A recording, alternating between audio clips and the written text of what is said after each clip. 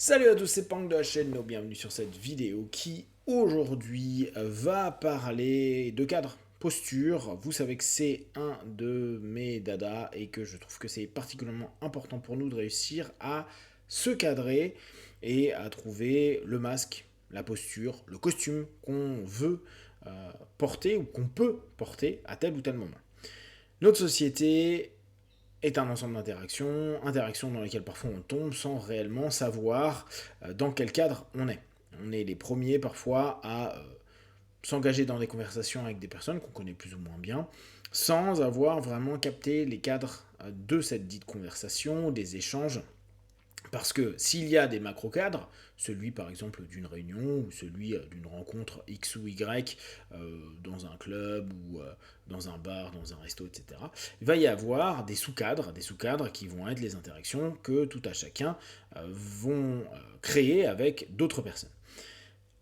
Une conversation, un sujet est un cadre, est un sous-sous-sous-cadre qui va, en fonction des cadres en amont, c'est-à-dire des différents codes, règles qui existent, laisser un certain type de sémantique s'exprimer, des choses parfois qui ne le sont pas. Dans certains cadres amicaux, on peut peut-être dire facilement des grossièretés, des vannes et autres. Et par contre, dans un style plus professionnel, dans des entreprises par exemple, on va éviter ce type de langage qui n'est pas adapté. Pour autant, on aura pu parler du même thème, mais de façon différente. Un des gros problèmes qu'on a, c'est de ne pas savoir dans quel cadre on va arriver et s'il est impossible de poser nous-mêmes notre propre cadre, de ne pas comprendre les codes du cadre dans lequel on est. Un des points sur lequel je reviens très souvent, et là je sors tout juste de consulte où ça a été justement un des points qui revenait, c'est l'incapacité pour beaucoup de pouvoir aller vers une notion de cadre, de réussir à cadrer. Donc je suis l'initiateur d'une réunion, d'une rencontre, d'une conversation. J'ai une intention en tête. Et parfois, je vais directement vers mon intention à la place de donner le cadre. Où est-ce que j'en suis par rapport, je sais pas, à une mission que je peux avoir avec quelqu'un en entreprise, ou savoir dans quel but il y a cette rencontre et peut-être si ça a fait plusieurs rencontres, je ne sais pas, vous faites des travaux chez vous, savoir de quoi vous voulez en parler, savoir sous quel délai va y avoir tel produit, fourniture qui va arriver, ou quand les ouvriers vont arriver, etc., etc. Vous cadrez au max pour que l'intention slash l'objectif de votre session et de votre échange soit le plus clair possible. Alors bien sûr, quand on va avoir des rapports, on va dire, non professionnels avec des potes, on pourrait se dire, oui, non, mais tu vas pas commencer à nous faire chier avec l'ensemble de tes cadres, ça se fait naturellement, tout est smooth, etc. Sauf qu'en réalité, il y a déjà plein de cadres. Entre parfois les histoires qu'il y a pu avoir en amont entre les personnes, les choses qui sont dites, les choses qu'il ne faut pas dire avec ces personnes-là, parce que les personnes, elles savent pas que tu es au courant de telle ou telle chose, etc., etc. Comprendre et capter les cadres, poser les cadres et savoir vers quoi aller est quelque chose qui va être essentiel si on veut obtenir ce que l'on souhaite et réduire les incertitudes. Bien sûr, il va y avoir des intentions différentes et parfois des cadres qui ne vont pas être posés de la même façon. On peut arriver et vouloir poser un cadre et les autres personnes vont nous dire non, mais on n'est pas là pour ça. Si vous commencez à parler de vos problèmes avec un pote qui est thérapeute et que lui dit non mais là je suis pas là pour jouer le thérapeute et que il recadre en disant non mais là on est entre potes, ou si je te donne mon avis, mes conseils, c'est pas du tout avec ma connaissance thérapeutique, c'est juste avec mon feeling de l'instant, ou ça peut être un mix des deux, mais je vais être vachement projectif et je vais te dire ce que je pense et pas ce qui va être forcément utile pour toi d'un point de vue thérapeutique. Ce cadre va se modifier. J'étais là pour voir des potes pour parler d'un problème que j'ai, donc je pose d'entrée le fait que j'aimerais parler de ça, et on a un pote qui est un ou une thérapeute qui va dire ouais, moi je veux bien en parler, mais t'attends pas à ce que je te fasse comme si on faisait une session. C'est pas une session gratos. C'est moi ce que je pense de ce que tu es en train de vivre et qui va arriver. Ce qui va modifier l'ensemble des interactions et de la façon dont vont être abordées les interactions. Après, il y a beaucoup de personnes que quand on propose un recadrage du cadre qu'ils ont posé, ne vont pas l'entendre Et vont dire, ouais, mais pourtant tu m'avais dit ça. Oui, je t'avais dit ça dans ce cadre-là où je t'avais recadré à te dire, moi je pense ceci ou cela. C'est absolument pas une vérité, c'est absolument pas une logique. Bah, si on prend par exemple les praticiens, les thérapeutes, c'est pas une logique liée à une théorie, c'est mon point de vue par rapport à ça. Ce qui est un gros delta. On n'est même pas dans l'hypothèse pour ceux qui font un peu d'accompagnement où on propose quelque chose, donc une hypothèse, on est sur le point de vue, c'est-à-dire l'opinion.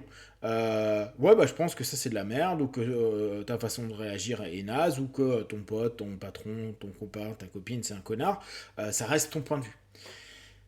Le problème c'est que si les personnes qui sont là dans un cadre qui a été posé, qui a été recadré, mais l'écoute du recadrage, donc le nouveau cadre, parce que qui se veut être le cadre d'intention du premier, je veux parler de mes problèmes, le cadre d'intention du deuxième, moi je veux bien, mais ça sera pas une séance, ça sera mes opinions. Donc il y a un nouveau cadre qui se crée. Oui, tu vas parler des problèmes et chacun va dire un peu ce qu'il pense par rapport à ton problème, mais pas te donner une solution, on va dire clean, si on peut dire que les notions en accompagnement sont clean, mais ça sera que des opinions. Le cadre est nouveau.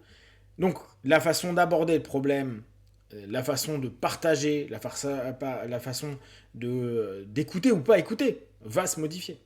On va peut-être couper plus facilement la parole, on va pas laisser aller le gars au bout, on va dire mais c'est de la merde, on va pouvoir être très vindicatif ou au contraire, ouais, c'est génial, ce qui ne sera pas le cas dans d'autres cadres. Donc c'est toujours à nous de bien savoir c'est quoi le cadre, comment je peux atteindre mon objectif, donc quel cadre je peux proposer quand j'arrive quelque part. Or, il y a beaucoup de personnes, notamment en entreprise, qui ne cadrent pas leurs réunions, leurs séances, etc. Et pourtant, on va dire oui, mais il y a un planning, il y a un déroulé de la réunion.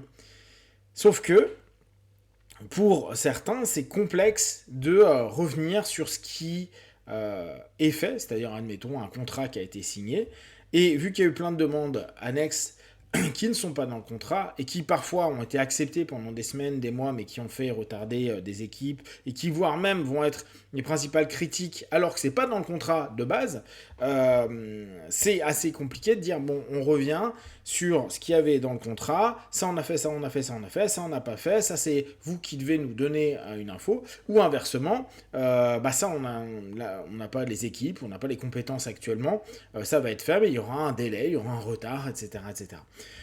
C'est autant rappeler où on en est, rappeler c'est quoi le cœur du programme commun qu'il y a entre les deux, et aussi admettre ce qui n'est pas OK, c'est-à-dire ce qui n'a pas été validé, voire même qui est en galère, qui est en retard, et qui nous ramène, nous, en tant que tel, à admettre que soit le boulot qu'on fait, soit les équipes qu'on a, soit l'entreprise ne répond pas au cahier des charges de base. Et le voir et le rappeler à chaque réunion, ou voir que ça avance pas et qu'on devrait être à 90% du projet et qu'on est encore à 70%, c'est quelque chose qui est ennuyant, problématique, gênant, parce que on représente notre entreprise, on représente en tout cas peut-être juste notre personne, mais ça nous ramène à des états psycho-émotionnels qui sont non ok. Pour autant, à partir du moment où on commence à avoir des cadres qui sont vachement plus clairs, que tout à chacun sait exactement ce que ça va entraîner, et que bah, justement toutes les digressions, tous les tâches annexes qu'on est en train de filer sont des tâches secondaires et qui pourtant sur X réunions ont été le centre de plein de conversations, ça ramène aussi une forme de clarté. On pourrait parler de professionnalisme en entreprise, mais en tout cas une clarté et une direction.